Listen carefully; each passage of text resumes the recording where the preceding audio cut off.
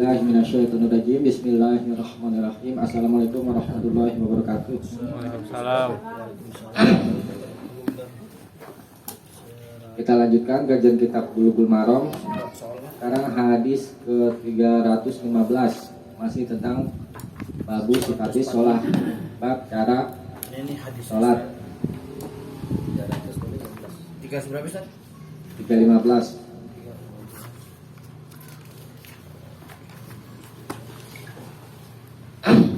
Bunyi mana? Bunyi.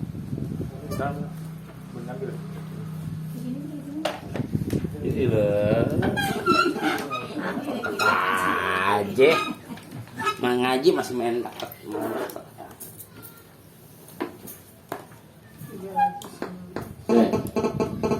Saya bacakan ya. Wa an Abi Hurairah, dan dari Abu Hurairah radhiyallahu an, semoga Allah meridhoinya. Allah beliau berkata, karena Rasulullah sallallahu alaihi wasallam adalah Rasulullah sallallahu alaihi wasallam, idza qama ila shalah, apabila berdiri untuk sholat, yukabbiru hina yakum, yukabbiru, beliau bertakbir hina yakum, ketika yakum berdiri. Ini takbiratul ihram yang pertama. Summa yukabbiru hina yaka, kemudian beliau bertakbir ketika yarka, ruku. Ini takbiratul naqli atau takbir ikal. Summa yaqulu, kemudian beliau membaca Sami Allahu liman hamidah, semoga Allah memperkenankan orang yang memujinya. Hina yarfa'u sulba'u minaruku, ketika yarfa mengangkat gitu ya, sulbahu tulang belakangnya, minaruku dari ruku. Sumayakul, kemudian beliau membaca wa huwa qaimun, ketika berdiri tegak. Ini bacaannya, Rabbana walakal hamdu. Rabbana, Hamdu sedang. hamdu. Ya Tuhan kami, walakal hamdu, milikmu lah segala pujian. Summa, kemudian yukabiru, beliau bertakbir hina yahwi sajidan, ketika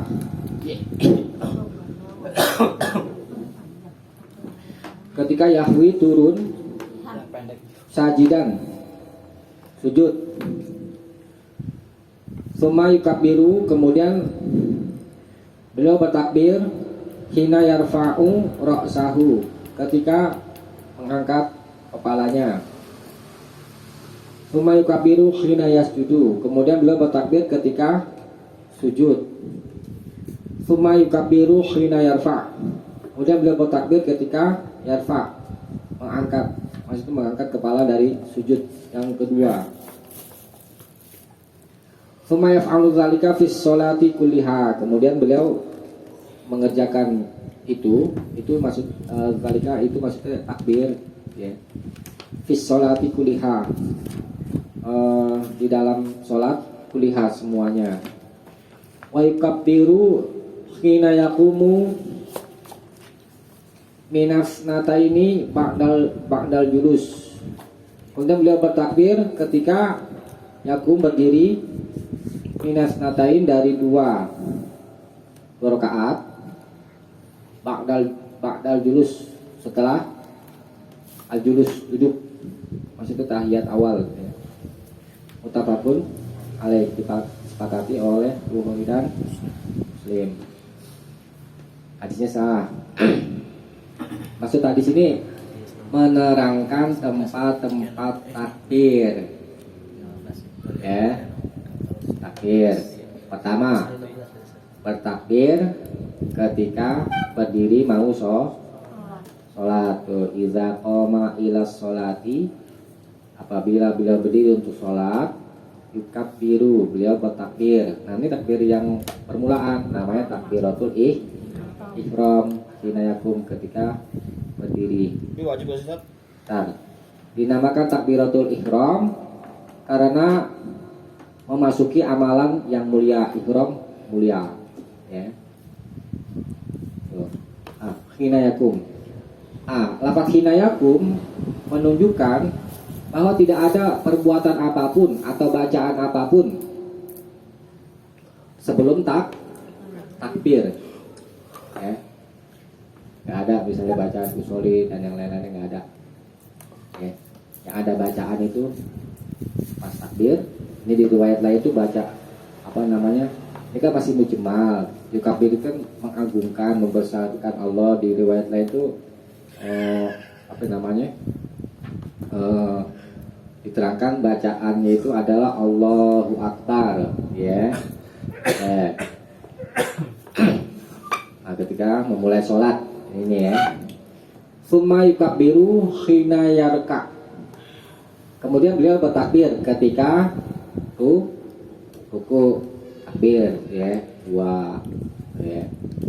Ketika ruku, summa yaqulu sami Allahu liman hamidah hina yarfa'u sulbahu minaruku. Kemudian beliau membaca sami Allahu liman hamidah ketika mengangkat tulang belakangnya dari ruku.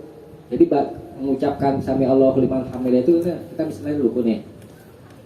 Mengucapkan sami Allahu liman hamidahnya itu berbarengan ketika mengangkat tulang belakang gitu.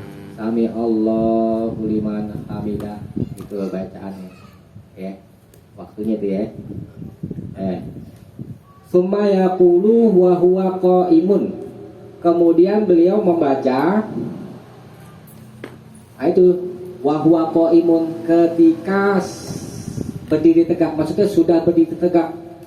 Ya posisi sempurna deh. Iya, berdiri lurus. Namanya berdiri apa ini? Lurus. Berdiri tidak, ya. Rabbana walakal hamdu. Tuh. Jadi waktu mengucapkan Rabbana walakal hamdu itu ketika tulang belakang kita ini sudah lurus. Gitu, ya. Tapi berapa itu? Baru apa namanya? 1, 2. Tadi maaf. Selain takbiratul ihram disebut takbiratul naqli. Terus, ya.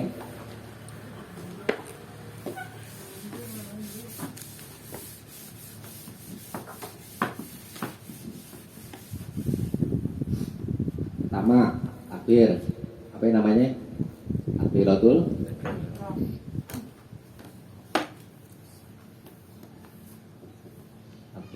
ihram.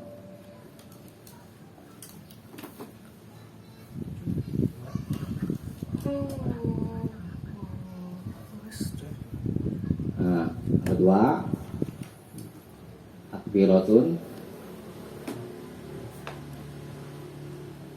naqli atau intikal. Ada yang menyebut naqli, ada yang menyebut intikal. Takbir perpindahan, ya. Intikal, ya. Takbir perpindahan.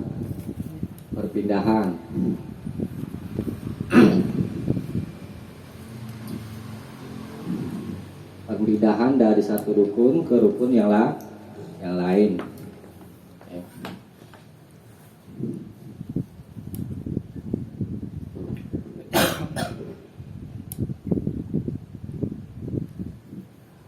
Jadi ketika bangkit dari ruku bukan Allahu Akbar, Sami Allah, ya. Sami Allahu liman hamidah. Summa yukabbiru hina yahwi sajidan. Kemudian beliau bertakbir, ucapan Allahu Akbar, ya, ini maksudnya, ya. Ketika turun sujud, ya. Summa yukabbiru hina yarfa'u rasahu. Kemudian beliau bertakbir ketika angkat kepalanya. Angkat kepala, bangkit dari apa namanya? sujud yang pertama deh ya. Baik, ketika itu kalian sedang duduk duduk di antara dua sujud. Summa yukabiru, kemudian bertakbir lagi, mengucapkan Allahu Akbar. Hina yasjudu, ketika sujud, ini sujud yang kedua. Summa yukabiru, kemudian bertakbir lagi ketika yarfa, mengangkat kepala dari sujud yang kedua ya.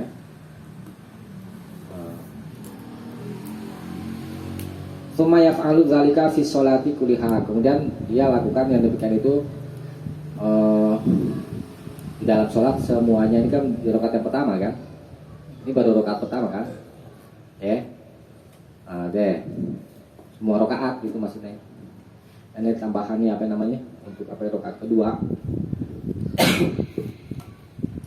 Wa yukabbiru, dan beliau bertakbir khina yaqumu minas nataini ba'dal julus, kemudian beliau bertakbir ketika berdiri dari 2 rakaat setelah duduk atahiyat awal ya.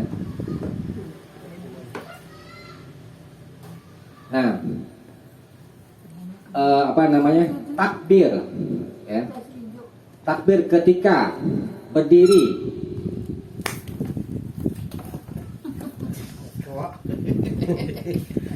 takbir ketika berdiri dari 2 rakaat setelah duduk, maksudnya takbir habis tahiyat awal, itu disebut takbiratun nuhud ya. Secara umum takbiratul nakli.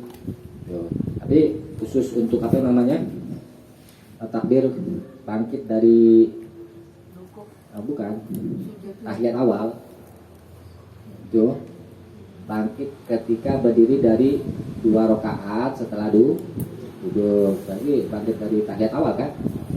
Nah, disebut takbiratul nuhud namanya ya. Takbiratul nuhud itu bangkit artinya tuh ya.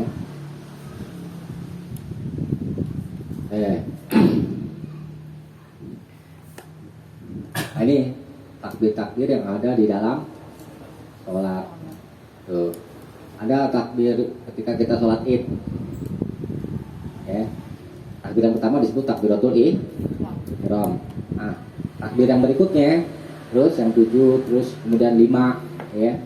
Itu disebut takbiratuz zawaid. Ya. Id, sholat Id nih, ya.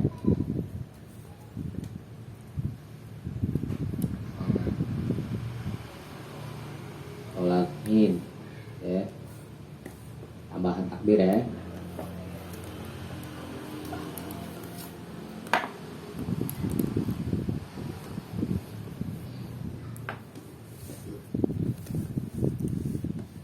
Jadi kan tahu ya, takbiratul. Melanda gak istilah ini? Belum.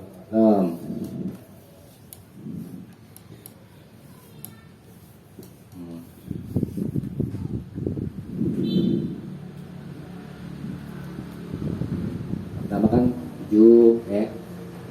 Terus yang kedua 5 ya. Sekarang hukum bertakbir. Tentang takbiratul ihram di hadis yang awal tuh di bab sifatus shalah. Idza kunta ila shalah, apabila kamu berdiri untuk sholat, fa asbigil wudu di hadis 278. Idza kunta ila shalah, apabila kamu berdiri untuk sholat, fa asbigil wudu, maka sempurnakanlah wudu. Sumastaqbilil qiblah, kemudian menghadaplah kiblat, fakabir. Nah, ini perintahnya. Perintah takbiratul ihram. Berarti hukum takbiratul ihram apa ya? Wajib. Nah, kemudian bagaimana takbirat yang lain? Ada perbedaan pendapat ulama tentang ini. Tapi insya Allah pendapat yang mendekati kebenaran itu sebagaimana yang dipegang oleh Imam Ahmad itu misalnya. takbir yang lain juga hukumnya wajib berdasarkan solu kama ro'aitumuni soli setelah kamu sebagaimana kamu melihat aku sholat. Tuh, jadi hukumnya wajib dari takbiratul ihram atau yang lainnya. Bisa dipahami ya?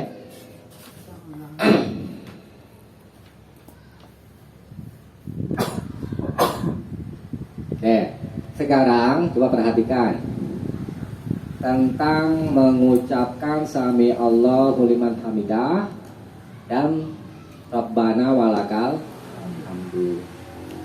Zahir hadis ini ya, baik imam atau makmum mengucapkan sama sami Allahu liman hamidah Rabbana walakal hamdu berdasarkan hadis ini. Tuh ya, imam sami Allahu liman hamidah Rabbana walakal hamdu. Makmumnya sami Allahu liman hamidah Rabbana walakal hamdu. Ini orang yang berpendapat seperti itu beralasan dengan hadis ini. Gitu. Ya. Jadi jangan langsung nyalain.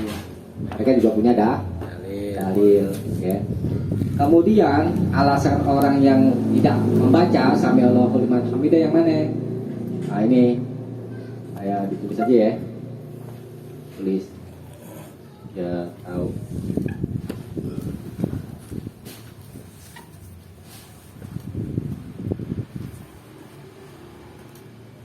Yuk, udah ditulis nih. Deh. Hapus ya, kayak ulama dulu. Tulis hapus hafal.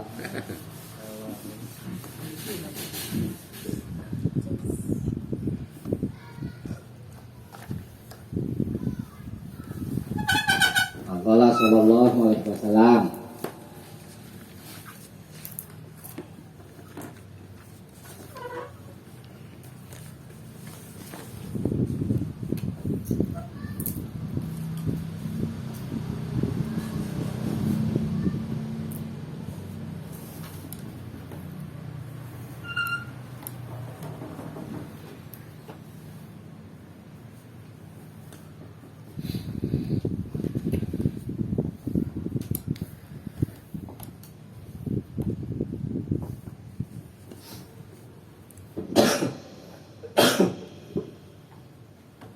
Ya, ini hadisnya panjang ya.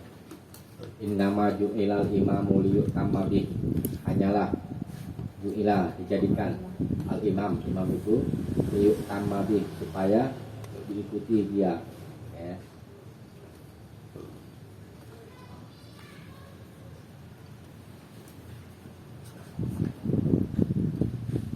Wa idza dan apabila qala dia membaca, dia di sini imam. Pemir gua ini kembali ke imam. Apabila imam membaca sami Allahu liman hamidah,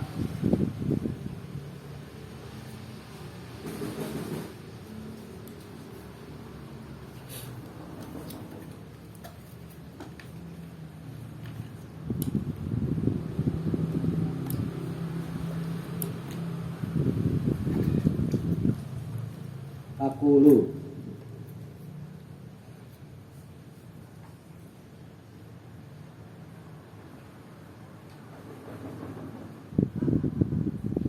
maka bacalah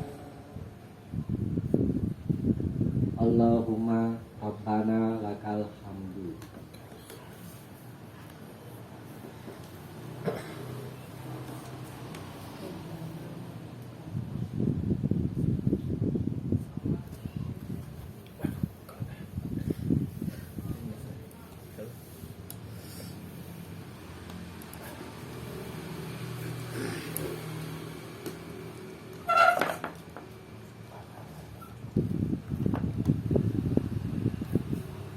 Nah, ini hadis riwayat Bukhari dan Muslim.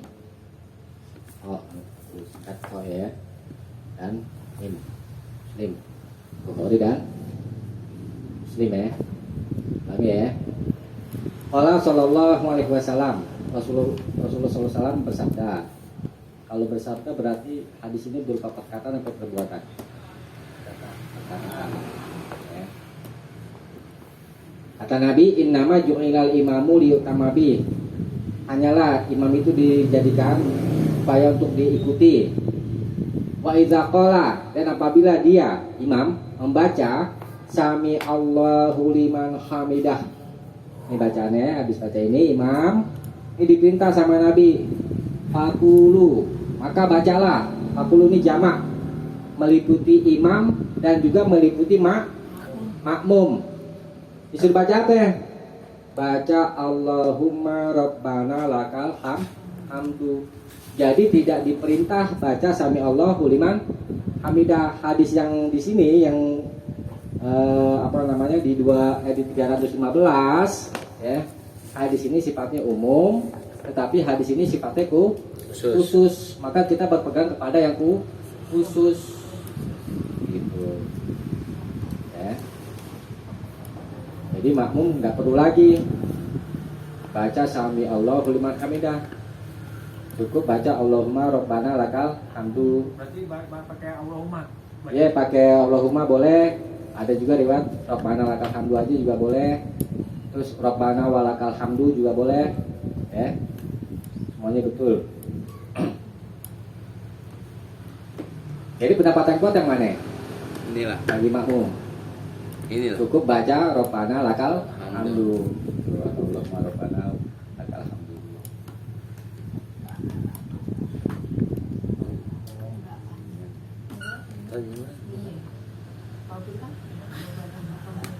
Kalau sholat sendiri baca dua-duanya. Panjang. Sami Allahu liman hamidah, Rabbana lakal hamdu. Baca kalau sholat sendiri. Ya. Jadi pahami ya, Bu ya. Boleh baca yang panjang. Boleh. Nah, ini ada di bawahnya.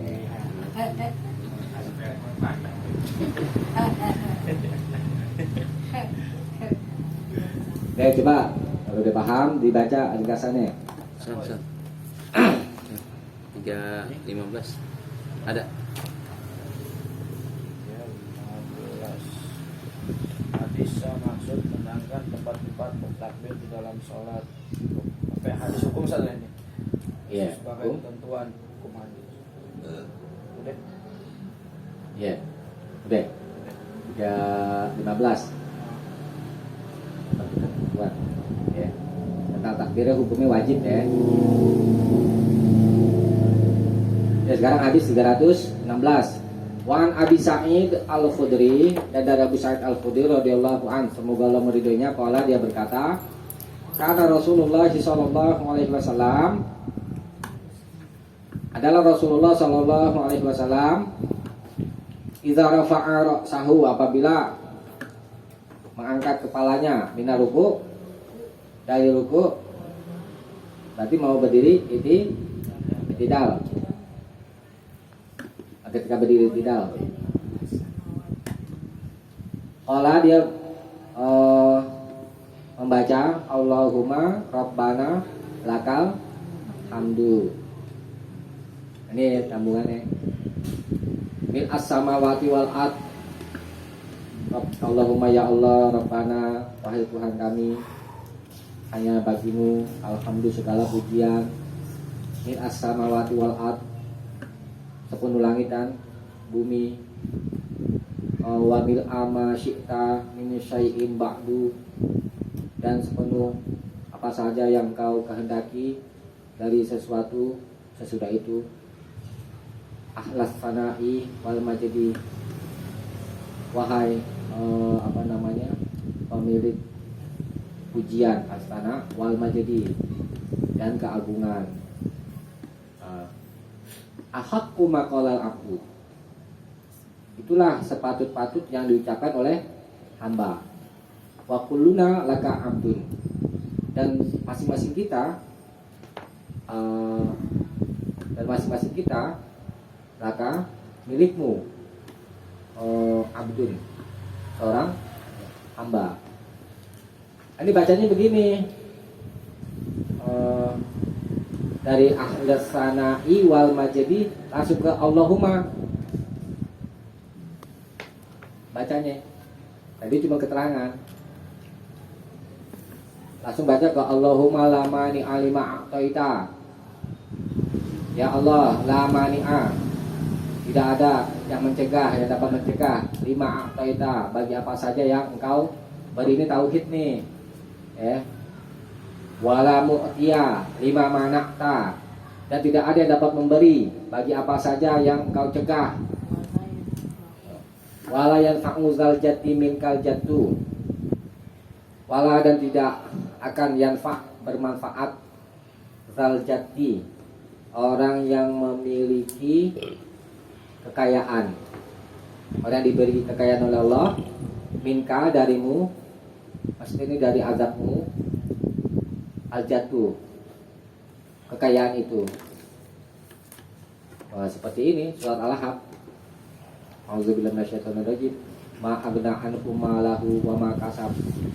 Tidak bermanfaat baginya apa yang dia miliki dan apa yang dia usahakan, untuk melindungi dari azab Allah. Abu Lahab, ya. Nah, ya. Jadi ini salah satu bacaan setelah mengucapkan sami Allahu liman hamidah, bacaan yang Bu Vina maksud ini, bacaan panjang. Allahumma rabbana lakal hamdu mil as-samawati wal ard wa mil ma syi'ta min syai'in ba'du ahlas sana'i wal majdi. Lanjut ke Allahumma la mani alima a'taita dan seterusnya. Bukan ahakku maqalal abdu, bukan. Maksud ungkapan ahakku maqalal abdu adalah ungkapan dari Allahumma rabbana lakal hamdu sampai ahlas sana'i wal majdi. Itu adalah ucapan yang sepatut-patutnya diucapkan oleh hamba. Ya.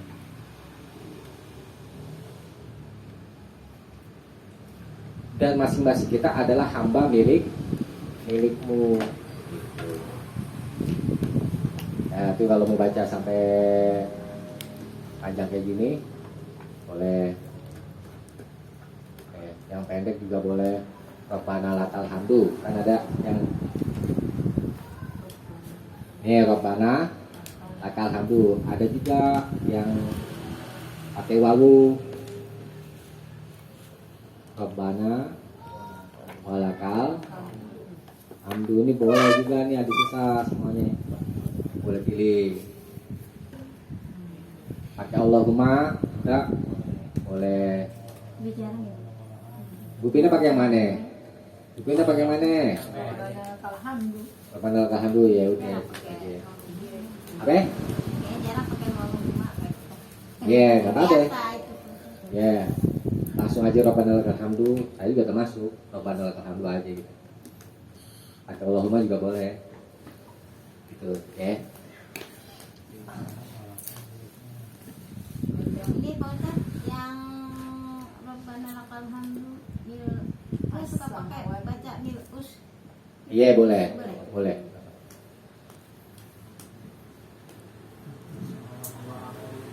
Tuh, jadi ada dua riwayat, ada pakai fathah, ada yang pakai dhamma. Ya. Gitu, boleh. Kalau di sini mau pakai fathah. Saya dibaca ringkasannya.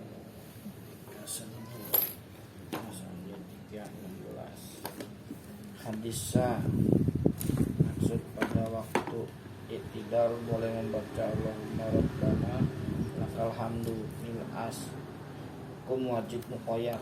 Ya, wajib mukhayar, wajib yang boleh dipilih. Mukhayar itu boleh dipilih. Mau pakai yang ini, yang Rabbana lakal hamdu aja. Tuh, pendek, boleh pilih. Hah? Apa ya? Hadis muqayyad apa sih? Mukhayar yang boleh pilih. Boleh dipilih gitu.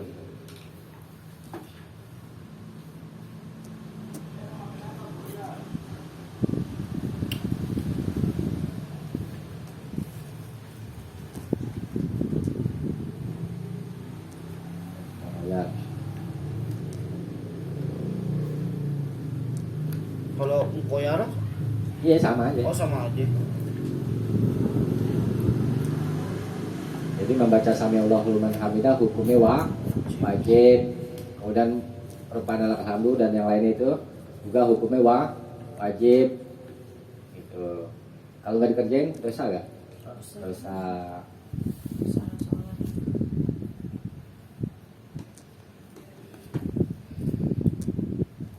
Kita lanjutkan ya hadis berikutnya. Wa ani bin Abbas, dan dari Ibnu Abbas radhiyallahu anhu, semoga Allah meridhai keduanya, qala, dia berkata, qala Rasulullah sallallahu alaihi wasallam. Rasulullah sallallahu alaihi wasallam bersabda, umirtu, ini di bawah itu, aku diperintah an asjuda ala sab'ati a'zum, supaya aku sujud di atas 7 tulang, 7 anggota badan. Alal jabahati, di atas kening atau dahi. Wa asyara, dan Rasulullah sallallahu alaihi wasallam, ini dom fa'il asyara ini kembali ke Rasulullah.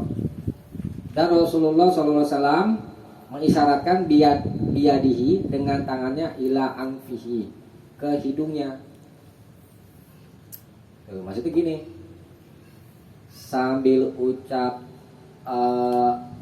al-jabahah, kening, Rasulullah isyarat ke sini, itu ke dahi sama hidung dijadikan satu, begitu maksudnya. Tempelnya. Iya, hidung tergolong apa namanya, digolongkan satu gitu maksudnya. Jabahah sama ini Iya. baru terhitung satu gitu.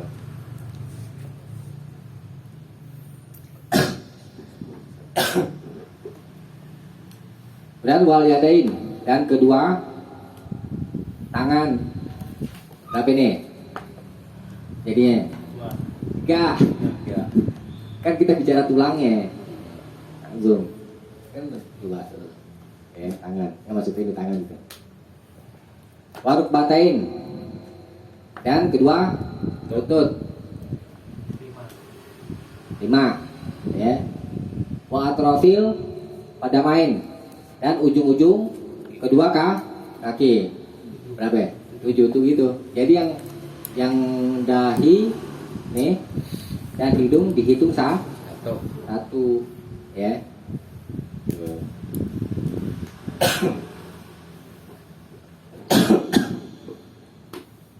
Nah, ini maksudnya begini. Bentar ya, ini perintahnya dulu. Ini yang berkata kan Ibnu Abbas. Aku diperintah. Jadi seolah-olah hadis ini khusus untuk Ibnu Abbas. Di hadis lain riwayat Bukhari itu ada tertulis umirna, kami diperintah. Umirna menunjukkan banyak gitu. Tapi berlaku juga untuk umat Nabi, untuk kita ya. Tidak khusus untuk Ibnu Abbas. Ini lebih umum. Jadi maksud hadis ini, kalau kita sujud, dahi pertama nih, dan hidung harus nempel. Mulut Enggak ada loh. Susah. Nggak bisa. Nah, kalau mulutnya nempel, bacanya gimana? nenek. Kasih menempel aja. Dahi, hidung nempel ke tanah ya, lantai itu ya. Kemudian kedua, tangan. Ini nanti diterangkan lagi tangannya bagaimana posisinya gitu kan. Ini nempel aja gitu. Al yadain itu kan kalau di sini maksudnya ini ya, dari ujung jari sampai sini. Pergelangan. Ya. Kadang-kadang memang yadun itu diartikan dari sini apa ya? Ini ya, itu kalau dimutlakan itu dari sini sampai sini. Gitu. Ya. Nempel gimana? Apa begini? Diterangin di sini. Ya. Waruk batain, dan kedua lutut harus nempel ke tanah. Wa atrofil kodamain, dan ujung-ujung jari ini maksudnya ya. Yang lalu sudah kita bahas, misalkan misalkan apa namanya, apa ya, ini Hadap sini, Tat. ini apa namanya itu, Belakang. ujung-ujung jarinya menghadap kiblat. Coba dibuka hadis ini deh, apa namanya, tadi nempelnya kayak gitu ya. Lihat hadis 284 ya. 284 hadis yang lalu.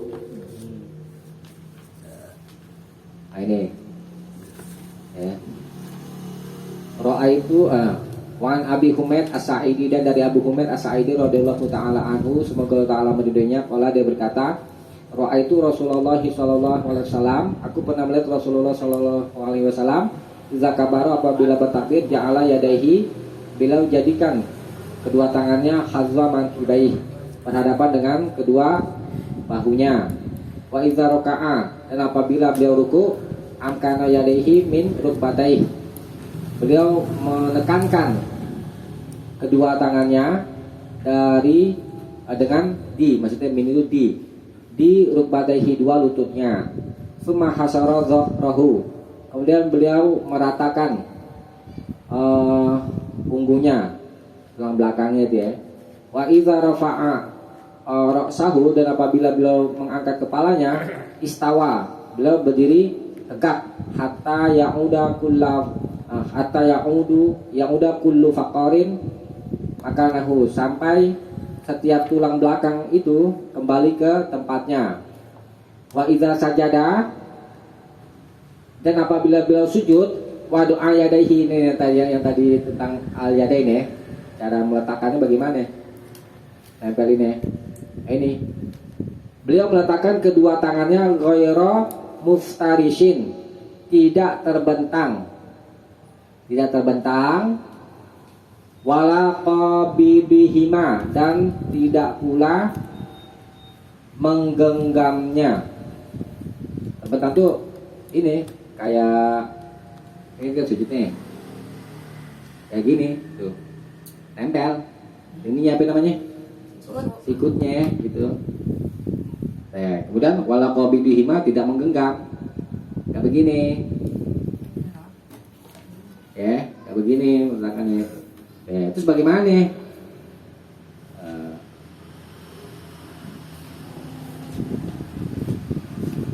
Tadi hadis berapa? 84.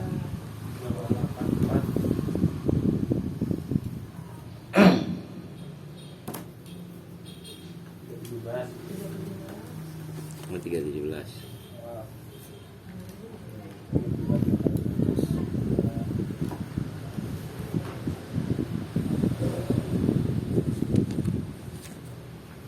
Ya, nah kemudian wastaqbala bi atrafi asabi'i rijlaihil qiblata ini.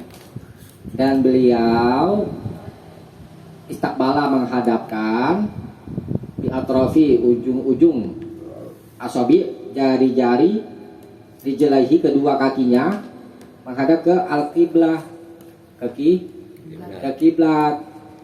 Tadi saya contohkan. Maaf ya. Nih, tuh, apa yang namanya? Jadi gini tuh, sujud tuh, ya, jangan begini, harus ditegakkan. Tadi harus rapat,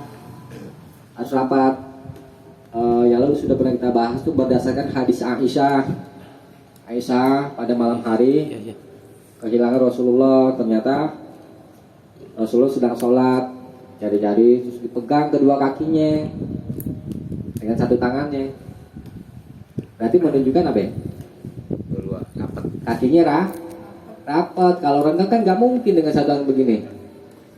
Itu kadang dia gelap-gelap kan, Bang. Gelap-gelapan kan ada lampu, jadi dimatiin ya. Jari mana semua gitu kan, kedua kakinya digenggam rapat ya. Kemudian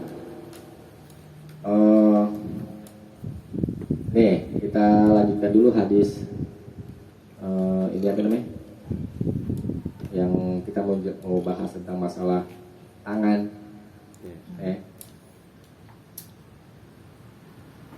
Hadis 314 ya.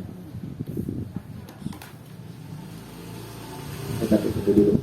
Nah, tentang tangan itu ya.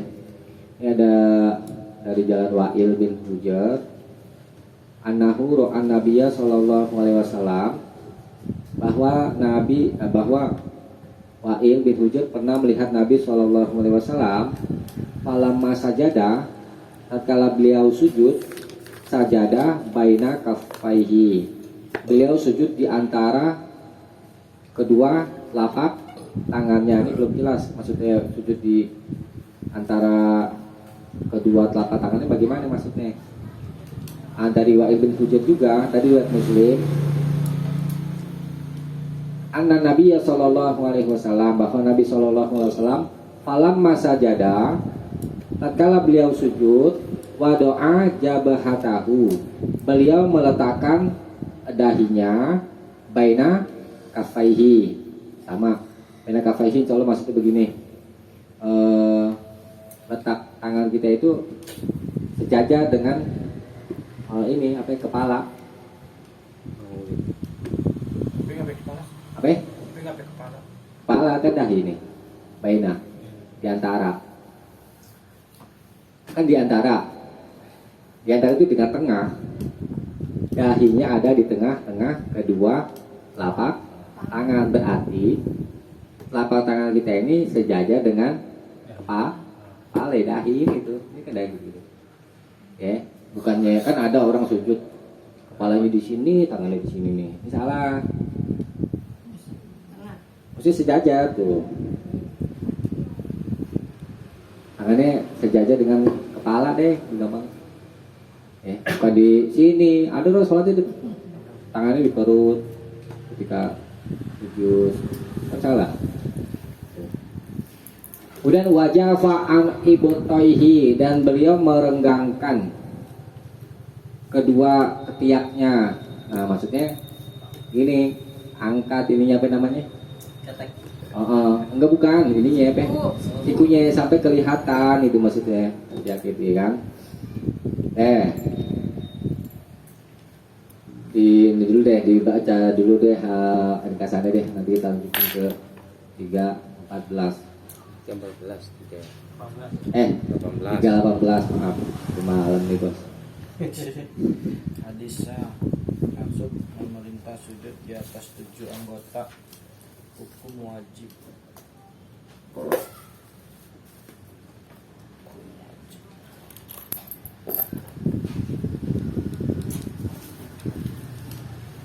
Ya, berikutnya hadis. Ini hukumnya wajib tuh ya tadi ya, menempelkan 7 tulang atau anggota badan itu hukum wajib. Berikutnya wa'ani bani Bukhainah, anna Rasulullah sallallahu alaihi wasallam, bahwa Rasulullah sallallahu alaihi wasallam kana adalah idza shalla, apabila beliau salat, wasajada, dan sujud, faraja baina yadaihi, beliau merenggangkan di antara kedua tangannya, hatta ya berdua bayadu ibtoihi, sampai ya berdua kelihatan bayadu ibtoihi, putih ibtoihi, kedua ketiaknya. Muttafaqun alaih, diriwayatkan oleh Bukhari dan Muslim. Nah kita bahas dulu di saya. Jadi tentang sujud, cara sujud merenggangkan kedua tangannya. Ini tangan yang dimaksud apa? Apa ini? Jari-jari. Apa? Tadi sudah saya katakan ya kan. Kadang-kadang yadun, tangan itu ditujukan dari sini sampai ini. Tapi kalau dimutlakan itu mana itu dari sini, apa dari ujung jari sampai ini. Nah, yadaihi di sini diartikan ini apa namanya? tangan dari sini ke sini nih. Dari sini. Kalau itu kan nempel ya kan? Nempel kan yang telapak tangan itu ya kan? Hadis sebelumnya. Nah, yang hadis 318 farojaya baina yadaihi itu maksudnya ini.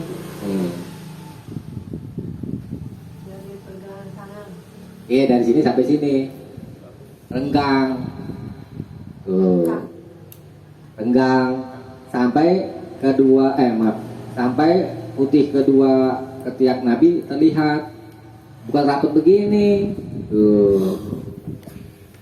Ya. Tapi memang kalau di dalam sholat berjamaah ada perintah lain itu disuruh melunakkan. Ya, yang kalau sholat sendiri nggak apa-apa. Sampai renggang gitu ya sujudnya. Tapi kalau sholat sendiri berjamaah kalau sampai renggang begitu kasihan yang sebelahnya. Kalau berantem lagi. Iya, aduh. Terus sebelahnya juga renggang juga, waduh. Juga sikutan nanti.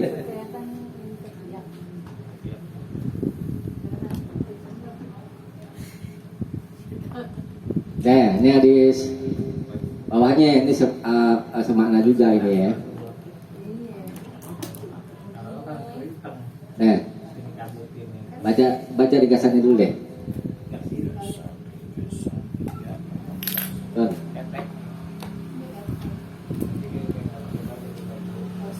Hadis maksud memerintahkan mengangkat kedua lengan dari dua hukum wajib. Ya.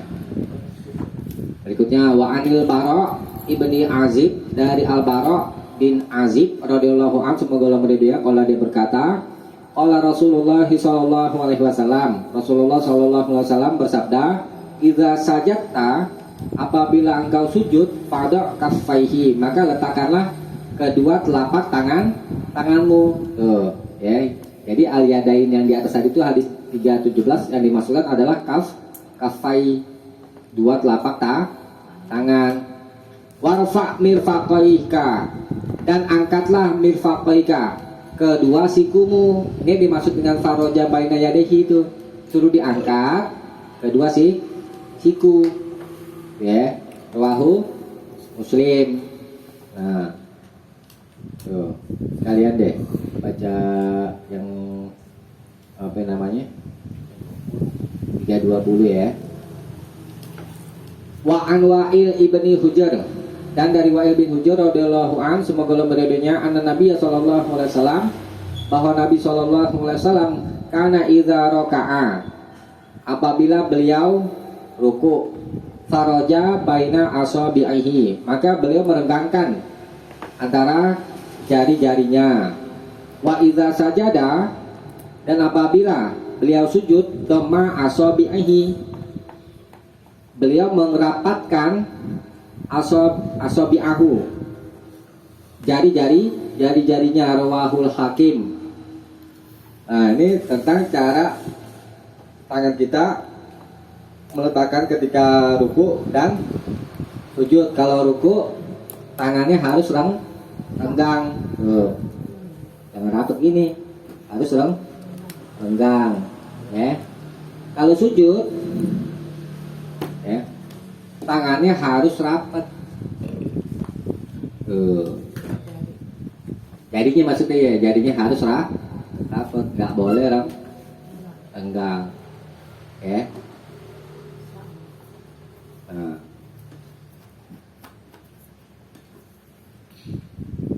Nah, dari jalan Anas dari Nabi SAW,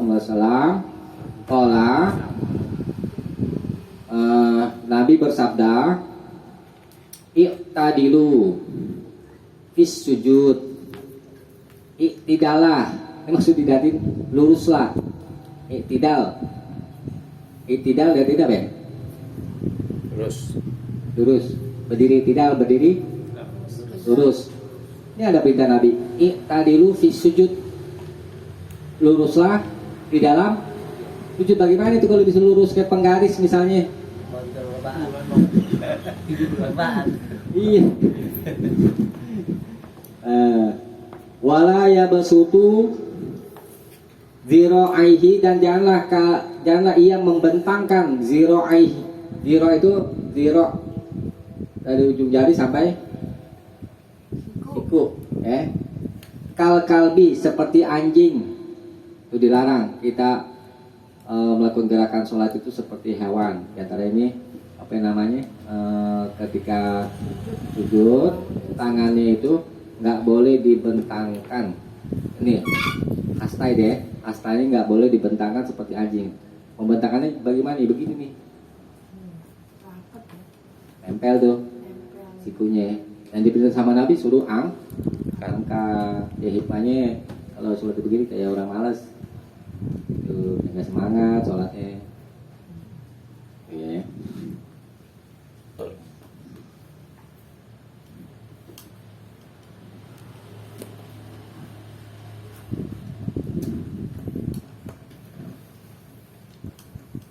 Bisa dipahami ya. Coba dibaca ringkasannya. Cukup Tat.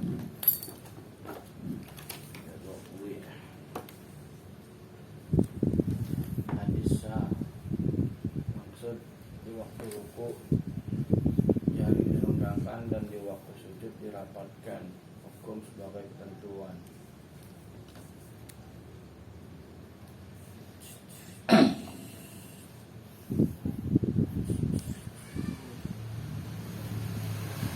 Nih, kayaknya di sini dulu ya. Kalau ada yang mau tanyakan silakan. 10 menit. Tutup dulu deh ya. Kita cukupkan sampai sini kajian kita. Mudah-mudahan ada manfaatnya. Kurang lebihnya mohon maaf. Subhanakallahumma wa bihamdik. Asyhadu alla ilaha illa anta astaghfiruka wa atubu ilaik. Assalamualaikum warahmatullahi wabarakatuh.